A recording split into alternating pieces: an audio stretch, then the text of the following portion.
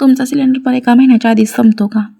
तर हा व्हिडिओ फक्त तुमच्यासाठी आहे. या व्हिडिओत मी अशा 10 टिप्स सांगितल्या आहेत, 10 सवयी सांगितल्या आहेत, की ज्याने 100% तुमचा गॅस 10 ते 12 दिवस जास्त चालणार. तर चला बघूया. टिप नंबर 1 आहे, सिलेंडर घेताना चेक करून घ्यायचा. म्हणजे काय, तर हे असं सील पॅक असलेला सिलेंडर घ्यायचा. म्हणजे सील पॅक असेल तरच तो व्यवस्थित असतो, नाहीतर मग तो यूज केलेला किंवा लीक असू शकतो. हे पॅक जर खोललेला असेल तर तो त्याच्याकडून चेंज करून घ्यायचा. दुसरी टीप आहे बर्नरची स्वच्छता. महिन्यातून एकदा तरी बर्नरची अशी स्वच्छता करून घ्यायची. बर्नरची छिद्र ब्लॉक झाली की त्यातून पूर्ण गॅस जळत नाही. त्याच्यामुळे निळ्याऐवजी ना पिवळी फ्लेम येते. पिवळी फ्लेम यायला लागली की समजायचं की आता आपल्याला ते स्वच्छ करायचा टाईम झालेला आहे. स्वच्छ करायची सोपी पद्धत आहे. म्हणजे मी काय करते, एका भांड्यात बर्नर काढून घेते, त्याच्यामध्ये खायचा सोडा आणि लिंबू पिळते किंवा विनेगर टाकते आणि गरम पाणी टाकून 2 तास साईडला ठेवते. 2 तासानंतर स्वच्छ आपल्या कुठल्याही साबणाने आपला दात घासायचा ब्रश घ्यायचा आणि त्यानं घासून काढायचं. स्वच्छ सगळी छिद्र त्याची अनब्लॉक होतात आणि मस्त धुवून कोरड्या कपड्याने पुसून ते साईडला ठेवायचं आणि मग वापरायचं. अशी स्वच्छता तुम्ही महिन्यातून एकदा तरी कराच. पुढची म्हणजे तिसरी टीप आहे, डाळ तांदूळ शिजवायच्या आधी किमान अर्धा तास तरी भिजत टाकवायचे. भिजत ठेवल्यामुळे काय होतं, ती शिजण्याची प्रोसेस पटकन होते. म्हणजे पटकन जिथं 3 शिट्ट्या लागणार तिथे 2च शिट्ट्यात तुमचं काम होतं आणि भरपूर गॅसची बचत होते. पुढची म्हणजे चौथी टीप आहे कुकरचा वापर करणे. हो, जास्तीत जास्त म्हणजे जेवढा शक्य आहे तेवढा जास्त कुकरचा वापर करा. कुकर वापरल्यामुळं गॅसची तर बचत होतेच, त्याचबरोबर वेळेची पण बचत होते. इतर भांड्यांच्या तुलनेत कुकरमध्ये 3 पट लवकर अन्न शिजतं. डाळ, तांदूळ, कडधान्ये अगदी 2 ते 3 शिट्ट्यांमध्ये शिजतात. म्हणजे तिथं 1 तास जाणार असतो तिथं ते 15 ते 20 मिनिटातच तुमचं काम होऊन जातं. पुढची म्हणजे 5वी सर्वात महत्त्वाची टीप अशी आहे, की पूर्वतयारी करणं. बऱ्याच जणांना सवय असते, की गॅसवर कढई किंवा भांडं ठेवायचं आणि मग शोधाशोध करायची. म्हणजे जर फोडणी टाकायची असेल तर जिरा, राई एका ठिकाणी असते, कांदा चिरलेला नसतो. मग ऐनवेळी सगळं करत बसायचं. त्याच्यामुळं इकडं गॅस वाया जातो. हे टाळण्यासाठी सगळ्या भाज्या किंवा काही जे करायचं आहे त्या भाज्या कापून ठेवायच्या. फोडणीचा डब्बा, तेल, हळद, मीठ, जे भांडी आपल्याला चमचे वगैरे लागतात ते सगळं जवळ घेऊन बसायचं. म्हणजे पटपट फोडणी देता येतात आणि मग गॅस वाचतो. म्हणजे गॅस वाया जात नाही. शिवाय आपली घाई आणि गोंधळसुद्धा होत नाही आणि भाजी किंवा जो पदार्थ असतो तो व्यवस्थित होतो. नाहीतर उगीचच जिऱ्या राईची फोडणी दिली, लसूण टाकला आणि कढीपत्ताच नाही आहे, मग तो फ्रीजमधून कढीपत्ता काढायचा, तोपर्यंत तिकडे भाजी करपते. एकदा म्हणजे फोडणी करपते आणि फोडणी करपली की मग पूर्ण भाजीलाच ती चव येत नाही किंवा पूर्ण भाजीच खराब होते. असं व्हायला नको, त्यासाठी पूर्ण सगळं जे लागणार आहे ते सगळं किचन ओट्यावर काढून ठेवायचं.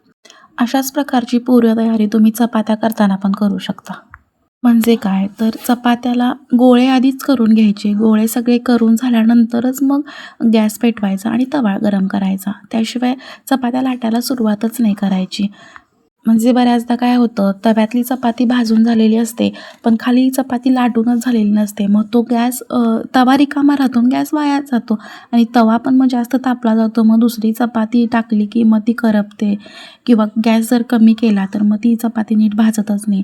ह्या गोष्टी टाळण्यासाठी आधीच पूर्वतयारी करायची. गोळे सगळे आधीच करून घ्यायचे आणि जर तुम्ही घडीच्या चपात्या करत असाल तर पूर्ण घड्या अशा लाटून घ्यायच्या आणि घड्यांमध्ये तेल लावून फोल्ड करून त्या बाजूला टाकून ठेवून द्यायच्या आणि नंतर गॅस पेटवायचा आणि सगळ्या चपात्या पटपट लाटून आणि एका साईडला भाजत राहायचं. किंवा जर तुमचं स्पीड अगदीच कमी असेल तर आणि 5-6 चपात्या करायच्या असतील तर 5-6 चपात्या तुम्ही काढून अशा पेपरवर किंवा ताटात ठेवू शकता आणि नंतर गॅस पेटवून तुम्ही सलग चपात्या भाजू शकता. तसंही चालेल. म्हणजे बऱ्याचदा बरेच लोक नेहमी चपात्या नाहीत करत किंवा खूप नवशिके असतात किंवा काय, त्यांना चपात्याला स्पीड नसतं. त्यामुळं असं करायचं. म्हणजे नियम एकच, म्हणजे तव्यातली चपाती भाजून व्हायच्या आधी आपली चपाती लाटून झाली पाहिजे.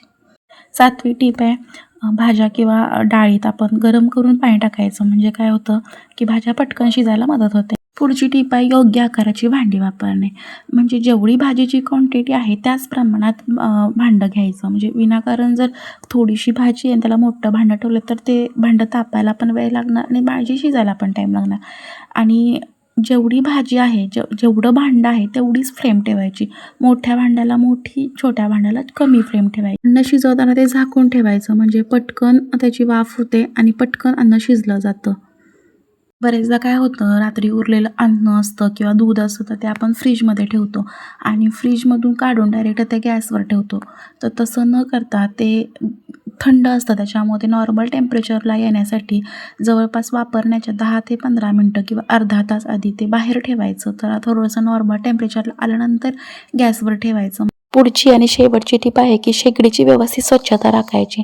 पण ही स्वच्छता राखताना पाण्याचा जास्त वापर नाही करायचा. बऱ्याच जणांना सवय असते की शेगडीला अगदी अंघोळ घालून घ्यायची, पण त्यामुळं काय होतं की पाणी त्या छिद्रांमध्ये जाऊन छिद्र ब्लॉक होतात आणि गॅस गळती होते. त्याच्यामुळं शक्यतो ओल्या कपड्याने स्वच्छ पुसून घ्यायचं, जास्त पाण्याचा वापर टाळायचा. तर ह्या होत्या आजच्या 10 टिप्स. तर यापैकी तुम्हाला कोणती टिप सर्वात जास्त आवडली ते मला कमेंट करून नक्की सांगा. आणि व्हिडिओ थोडा जरी हेल्पफुल वाटला तर चॅनलला सबस्क्राईब नक्की करा आणि कमेंट करा, लाईक करा, शेअर करा आणि व्हिडिओ शेवटपर्यंत बघितल्याबद्दल धन्यवाद.